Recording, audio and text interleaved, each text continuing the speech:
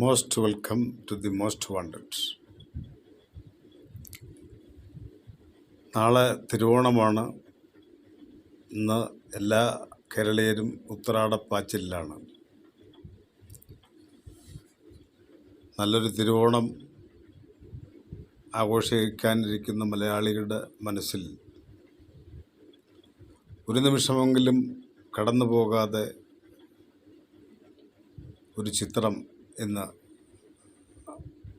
അവശേഷിക്കുകയാണ്. അത് മറ്റൊന്നുമല്ല, കുന്നംകുളം പോലീസ് സ്റ്റേഷനിൽ ക്രൂരമായ മൂന്നാം മുറയ്ക്ക് വിധേയനായ ഒരു ചെറുപ്പക്കാരൻ. അതിൻ്റെ ദൃശ്യങ്ങൾ പുറത്തു വന്നിരിക്കുകയാണ്. ആ ദൃശ്യങ്ങൾ പുറത്തു വന്നതാകട്ടെ ആ ഇര തന്നെ നടത്തിയ നിയമ പോരാട്ടത്തിനൊടുവിലാണ്.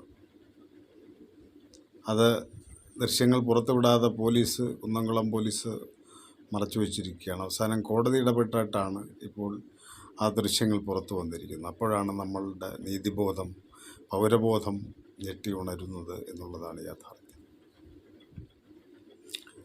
കേരള ചരിത്രത്തിലെ നീചന്മാരായ പോലീസ് ഉദ്യോഗസ്ഥന്മാരിൽ ഒരാൾ ഇപ്പോൾ ആത്മീയ പ്രഭാഷണവും പ്രഘോഷണവും നടത്തി ജനങ്ങളെ പ്രബുദ്ധരാക്കിക്കൊണ്ടിരിക്കുകയാണ്. അത് പേര് ഞാൻ തൽക്കാലം പറയുന്നില്ല. എന്തായാലും ഇങ്ങനെയുള്ള നീചന്മാർ കൊലപ്പെടുത്തിയ, ജീവച്ഛവങ്ങളാക്കി മാറ്റിയ എത്രയോ പേരുടെ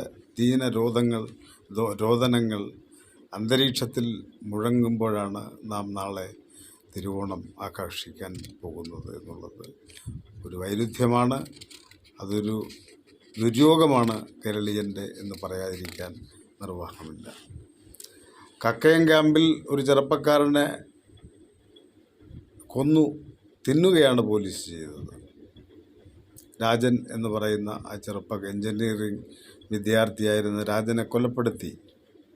ആ ശവം തീനികൾ, നരഭോജികൾ ആ ശവം കൂടി തീർത്തു എന്നുള്ളതാണ് യാഥാർത്ഥ്യം. അദ്ദേഹത്തിൻ്റെ മരണത്തീയതി പോലും ഇന്ന് ചരിത്രത്തിലില്ല, ചരിത്രം രേഖപ്പെടുത്തിയിട്ടില്ല. അതുപോലെ ഫോർട്ട് പോലീസ് സ്റ്റേഷനിൽ കഴിഞ്ഞ 2 ആഴ്ചയ്ക്കുള്ളിലാണ് ആ വിധി വന്നത്. ഒരു ചെറുപ്പക്കാരന്, ഉദയകുമാർ എന്ന് പറയുന്ന ആക്രി കച്ചവടം നടത്തുന്ന ഒരു ചെറുപ്പക്കാരന്, ആക്രി കടയിൽ ജോലി ചെയ്യുന്ന, കച്ചവടം നടത്തുന്ന മുതലാളി പോലുമല്ല, ജോലി ചെയ്യുന്ന ഒരു ദരിദ്രനായ യുവാവിനെ ഉരുട്ടിക്കൊന്നു. ആ 5 പ്രതികളെയും കേരളത്തിൻ്റെ ഉന്നത നീതിപീഠം ഇപ്പോൾ വെറുതെ വിട്ടിരിക്കുകയാണ്. ആ അമ്മ, പ്രഭാവതി അമ്മയുടെ ദീനരോധനവും ഇന്ന് ഉത്രാടം നാളിൽ നമ്മുടെ അന്തരീക്ഷത്തിൽ മുഴങ്ങി കേട്ടുകൊണ്ടിരിക്കുകയാണ്. എന്തായാലും ശരി, ഇങ്ങനെയുള്ള പോലീസ് അതിക്രമങ്ങൾ, മനുഷ്യാവകാശ ലംഘനങ്ങൾ, പീഡനങ്ങൾ, മർദ്ദനങ്ങൾ കേരളത്തിൽ എത്രയോ കഥകളുണ്ട്. ഇവിടെയെങ്ങും ഈ പോലീസുകാർ ശിക്ഷിക്കപ്പെട്ടിട്ടില്ല എന്നുള്ളതാണ് പ്രധാനമായിട്ടും എടുത്തു പറയേണ്ടത്. അവസാന കാലത്ത് ലക്ഷ്മണയും ജയറാംപടിക്കലും ഒക്കെ കുറച്ച് ജയിലിൽ കിടക്കേണ്ടി വന്നു എന്ന് പറഞ്ഞാൽ അത് പ്രകടമായ തെളിവ്, കോടതി നേരിട്ടുള്ള അന്വേഷണം നടത്തിയത് കൊണ്ടാണ് അങ്ങനെ സംഭവിച്ചത്. അല്ലാതെ ഭരണകക്ഷിയോ ഭരണകൂടമോ ഒത്താശ നൽകിക്കൊണ്ട് ഒരു പോലീസുകാരനും ഇന്നേ വരെ ശിക്ഷിക്കപ്പെട്ടിട്ടില്ല എന്നുള്ളത് ഒരു വിരോധാഭാസമായി ഇന്നും നമ്മുടെ നാട്ടിൽ നിലനിൽക്കുകയാണ്. ഇപ്പോൾ കുന്നംകുളത്ത് ഈ ചെറുപ്പക്കാരൻ പീഡനത്തിന്, പോലീസ് മർദ്ദനത്തിന്, ടോർച്ചറിങ്ങിന് ഇരയായി. ഇനി കോൺഗ്രസ്സുകാർ അധികാരത്തിൽ വന്നാലും ഇതുപോലെ തന്നെയായിരിക്കും നടക്കുക. ഒരുപക്ഷെ ഇതിലും അപ്പുറം നടന്നേക്കാം.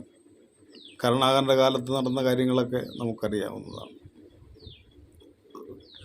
അങ്ങനെ തന്നെയാണ് ഇപ്പോഴും കേരളത്തിൽ നടക്കുന്നത്. കേരളത്തിൽ ഇപ്പോൾ ഈ പിണറായി സർക്കാർ വന്നിട്ട് ഒരു പുതിയ സംഭവമല്ല.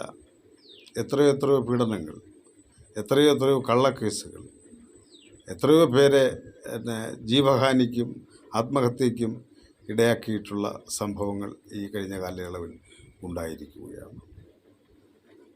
ഇപ്പോൾ യഥാർത്ഥത്തിൽ നമ്മുടെ പൗരബോധവും നീതിബോധവും ഒക്കെ കാലാനുസൃതമായി മാറിയിട്ടില്ല എന്നുള്ളതാണ്. ഈ ചെറുപ്പക്കാരനെ പോലീസ് ഇങ്ങനെ ക്രൂരമായി ഉപദ്രവിച്ചത് ഇന്നലെയും ഇന്നുമൊന്നുമല്ല.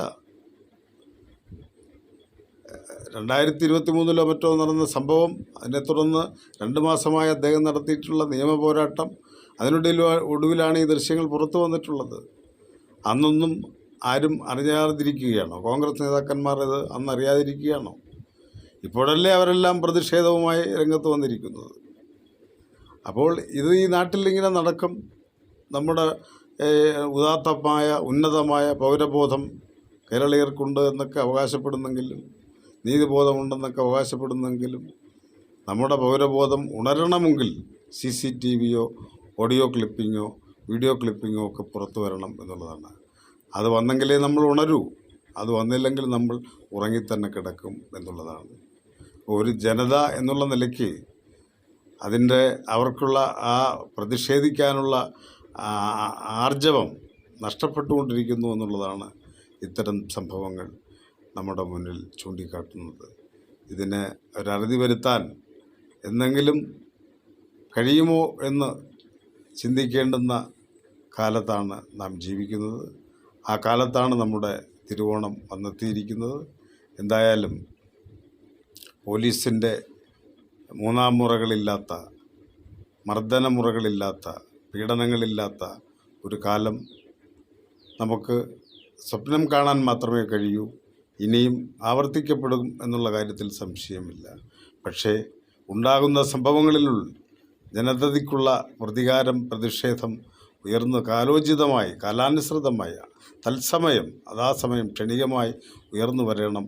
അതിനുള്ള ആർജവം, ജാഗ്രത കേരള ജനത പാലിച്ചില്ലെങ്കിൽ ഇനിയും ഇതുപോലുള്ള സംഭവങ്ങൾ ആവർത്തിക്കും. അത് നമ്മുടെ മനസ്സിന് എന്നും തീരാക്കളങ്കമായി മാറും. ഇതുപോലുള്ള നല്ല ഓണങ്ങൾ ആഘോഷിക്കുവാൻ, തിരുവോണ നാളുകൾ ആഘോഷിക്കുവാൻ നമുക്ക് മനക്ലേശങ്ങൾ ഉണ്ടാക്കും എന്ന് മാത്രം സൂചിപ്പിച്ചുകൊണ്ട് നല്ലൊരു തിരുവോണം എല്ലാവർക്കും ഈ ദുഃഖാർത്ഥമായ സാഹചര്യങ്ങൾ വാർത്തയ്ക്കിടയിലും ആശംസിച്ചുകൊണ്ട് നിർത്തുന്നു. നന്ദി, നമസ്കാരം. Most wanted.